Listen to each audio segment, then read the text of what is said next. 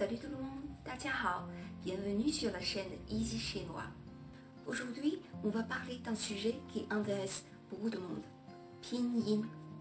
Pin signifie épeler, yin signifie les sons. Pinyin signifie littéralement épeler le son. C'est un système d'épeler les sons des mots chinois avec l'alphabet latin. C'est un outil très utile et fondamental dans l'apprentissage du chinois. Tous les natifs connaissent les pinyin. Pour les enfants, pinyin est la première chose à apprendre à l'école avant d'apprendre les caractères chinois.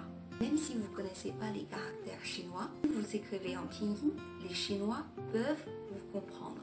C'est grâce à ce système de pinyin qu'on peut saisir les caractères chinois sur un clavier alphabétique.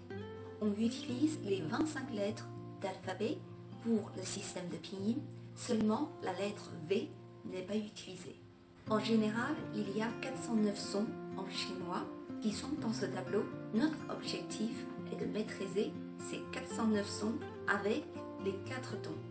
Ces 409 sons avec les 4 tons nous permettront de prononcer pratiquement tous les mots en chinois.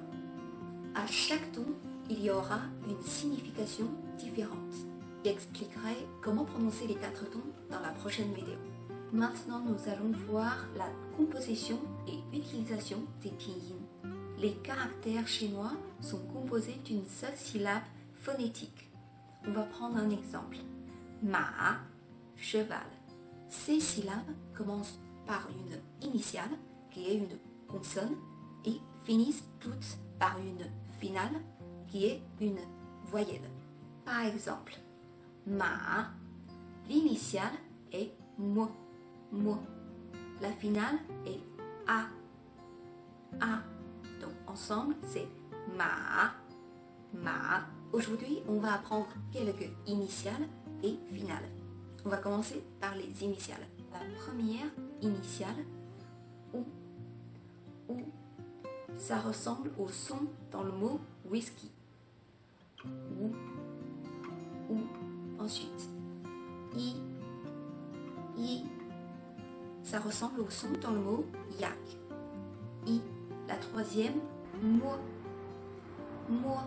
ça ressemble au son dans le mot maman. Moi. Ensuite, ne, ça ressemble au son dans le mot non. Ne. La dernière, le, ça ressemble au son dans le mot l'un. Le. En effet, on a déjà appris des vocabulaires avec ces initiales. Par exemple, ou comme wo, je, ou wo, i comme i, le chiffre 1,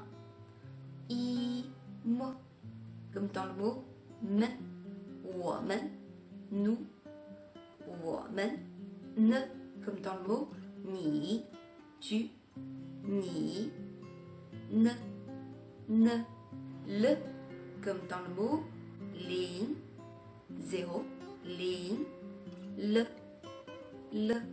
Maintenant, on va aller voir quelques finales. La première, a, ça se prononce comme le A en français. A. La deuxième, Attention, c'est comme le E en français, mais plus en arrière dans la gorge. I,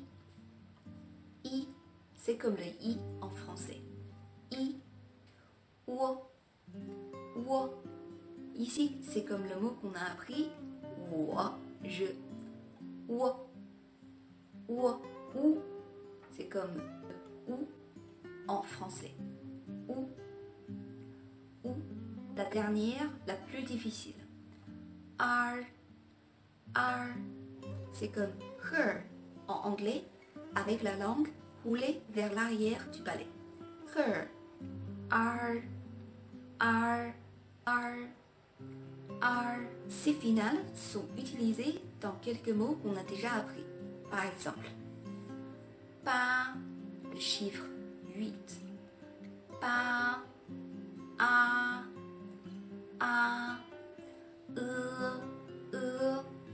Ici, c'est un nouveau mot, le quatrième ton.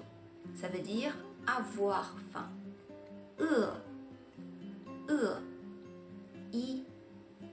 On a appris le mot i comme le chiffre 1. Wo, c'est comme dans le mot wo, je. Wo, ou, c'est comme dans le mot ou, le chiffre 5. Ou, ar, c'est comme dans le mot ar, le chiffre 2. Ar. Aujourd'hui, on a appris pas mal de choses. Je vous invite à réviser les initiales et les finales qu'on a appris aujourd'hui. Et nous allons apprendre les 4 tons dans la prochaine vidéo. Je vous dis à la prochaine. 下次见